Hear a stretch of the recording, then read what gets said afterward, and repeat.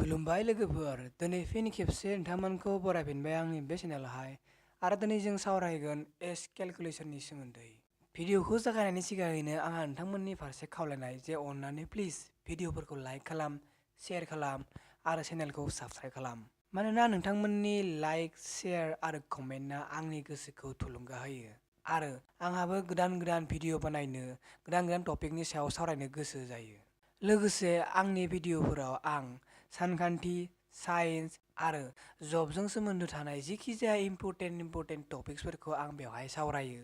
जायफोरनिखि नोंथांमोननि थाखाय हेफाजाब जानो हागौ। बिदिब्ला फै दिनैनि भिडिअखौ जागायनोसै। दानिया जों गिबियावनो मोननैसो बाथ्राखौ मोनथिनांगोन। नाम्बार 1,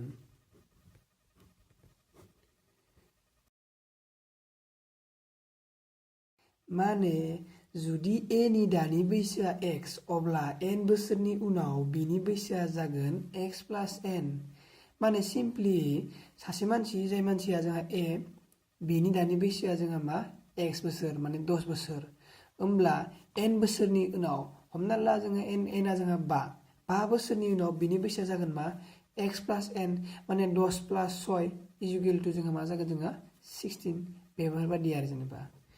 Number 2,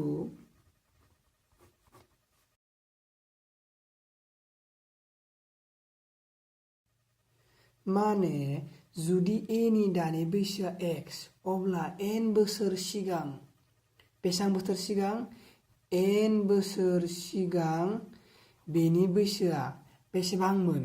बेनि बैसोआ बेसेबांमोन होनना सोङोब्ला जों मिथिगोन मा x माइनास n मोन होननानै। माने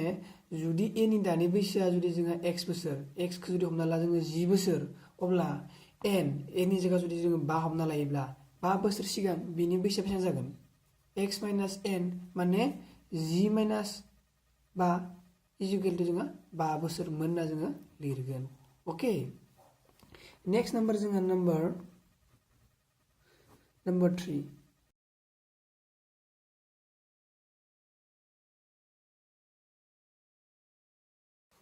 माने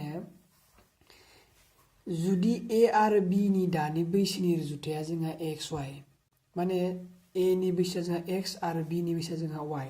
आरो n बोसोरनि उनाव बिसोरनि बैसोनि रुजुथाया जागोन बेसेबां होनना बुंदों, pq।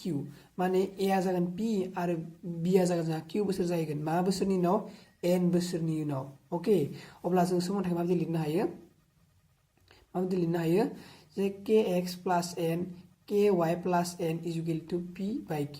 माने बे x आ n जों दाजाबनानै मा जागोन, p जागोन, आरो बे y आ n जों दाजाबनानै q जागोन। मानो होनबा x आ n बोसोरनि उनाव होनना बुंदोंथ', नाय जोङो बेयाव n बोसोरनि उनाव जागोन होनना बुंनाय लोगो लोगो मा खालामदोंमोन, x प्लास n खालामदोंमोन। बेयावबो जों मा खालामदों, x प्लास n, बेयाव जों y प्लास n। बे k आ जाबाय जोंहा, जेराव k आ जाबाय जोंहा दिदोम। अके, माने जोंहा x होनाय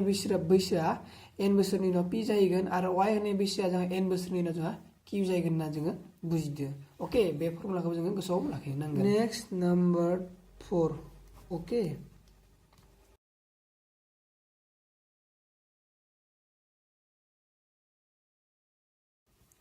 माने जों बेयाव मा बुंदों, जुदि a आरो b नि दानि बैसोनि रुजुथाया xy, माने a नि बैसोआ जोंहा x आरो b नि बैसोआ जोंहा y दायो आरो जेनेबा, आरो n बोसोर सिगाङाव, माने दानिफ्राय n बोसोर सिगाङाव, माने मैया दाखालि माने n बोसोर सिगाङाव बिसोरनि बैसोनि रुजुथाया मामोन, pq मोन। माने बेयो a नि बैसोआ मामोन अब्लानिया p मोन, आरो बे b नि बैसोआ जोंहा मामोन, q मोन होनना बुंदों आरो जेनेबा n बोसोर सिगाङाव। अब्ला जों मा होनना लिरनो हायो, kx minus n equal to p, ky minus n equal to q। Okay, जायखौ जोङो बोखाखोन्दो महराव लिरदों आरो। नाय, बे x मोन, x नि n बोसोर सिगाङाव, बेनिखायनो x माइनास n। दा जुदि 10 बा, दा जुदि 10 बा, बियो n बोसोर सिगाङाव बेसेबां जागोन, x माइनास n, नंगौना नङा? बेखौ जुदि 5 होयोबा जोङो मा जागोन, 5 बोसोरमोन बियो, बे 5 बोसोर सिगाङाव, नंगौ नङा? दा सासे मानसिया 10 बोसोर दायो, बा 2 बोसोर सिगाङाव बे बेसेबां जागोनमोन, 10 दानखौ 2, 8 बोसोरमोन, नंगौना नङामोन? बेफोरबायदिया जेनेबा, आरो बे k आ जाबाय जोंहा मा, दिदोम। अके आसा खालामो नोंथांमोना बे फर्मुलाखौ बुजि मोनदों आरो जुदि बुजि मोनाखैबा प्लिज नोंथांमोना कमेन्टआव सोंहर आं बेनि फिनखौ आरो मोजाङै फिननो नाजागोन अके दायो जोङो मोननैसो एक्सारसाइज खालामना नायनि कुइसन नम्बर 1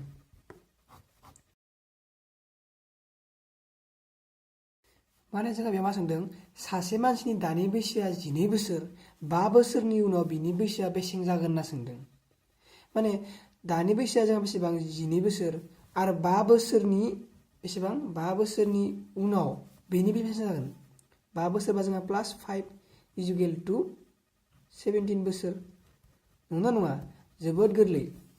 आरो बेखौ आसा खालामो नोंथांमोना बुजि मोनदों मा जाखो जोंहा 12 + 5 इकुवेल टु जोंहा 17 5 बोसोरनि उनाव सोंदों नालाय बेनिखायनो जोङो बेखौ दाजाबदों अके कुइसन नम्बर 2 माने मा सोंदों सासे मानसिनि दानि बैसोआ 7 बोसोर माने सासे मानसि जायनि बैसोआ दायो 7 बोसोर 3 बोसोर सिगां बेसेबां बोसोर सिगां 3 बोसोर सिगां बिनि बैसोआ बेसेमोन होनना सोंदों होमबा जों मा लिरगोन सलुसन दानि बैसोआ बेसेबां जोंहा 7 बेसेबां बोसोर सिगाङाव माइनास बेसेबां बोसोर सिगाङाव 3 बोसोर सिगाङाव इजुकेल टु 4 बोसोर अके माने दानिफ्राय 3 बोसोर सिगाङाव होनना बुंदोंथ' बेनिखायनो जों मा खालामदों -3 खालामदों जुदि 3 बोसोर उनाव खालामनाय होनना बुंनायमोनब्ला जों बेखौ मा खालामगोन दाजाब खालामगौमोन अके जोबोद गोरलै नेक्स्ट जोंहा कुइसन नम्बर 3 जाय जोंहा एसे हार्ड जागोन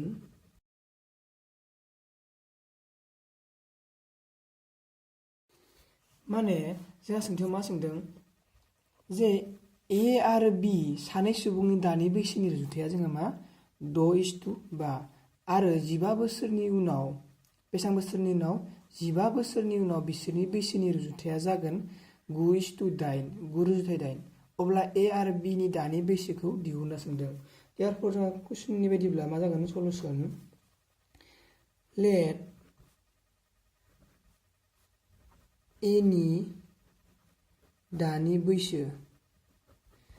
जोंहा मा बे मा लिरदों 6 लिरदों नालाय जों बेखायनो मा लिरनांगोन बेयाव K6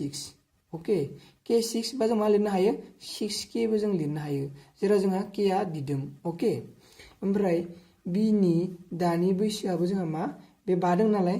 5K अके 5K होमबा बै जों फर्मुला मोनदोंमोन मा जे मा मोनदोंमोन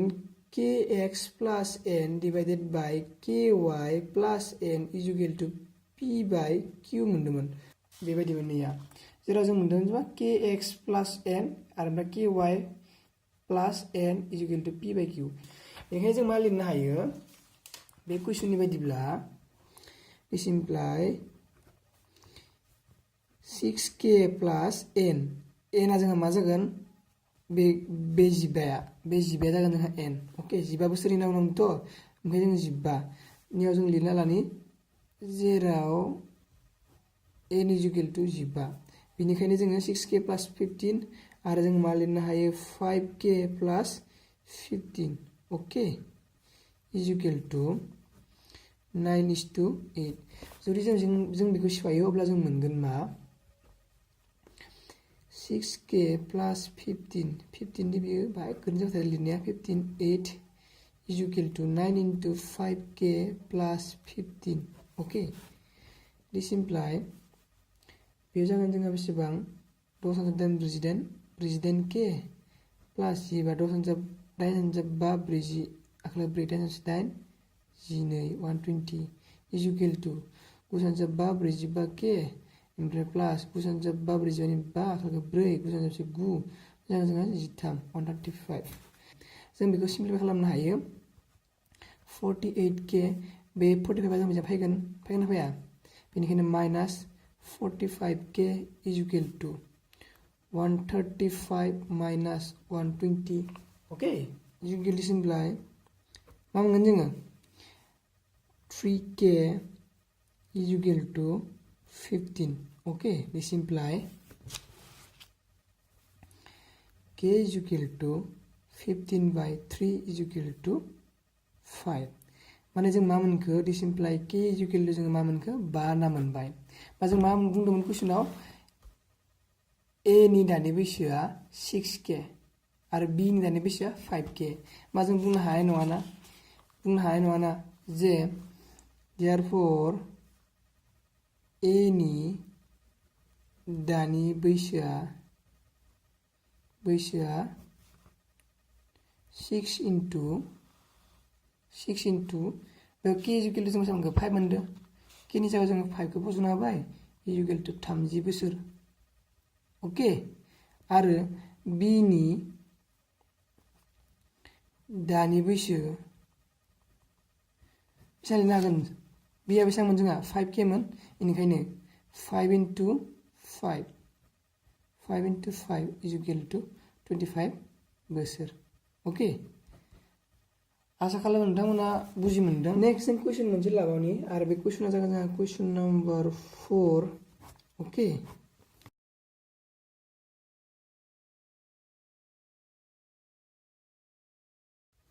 माने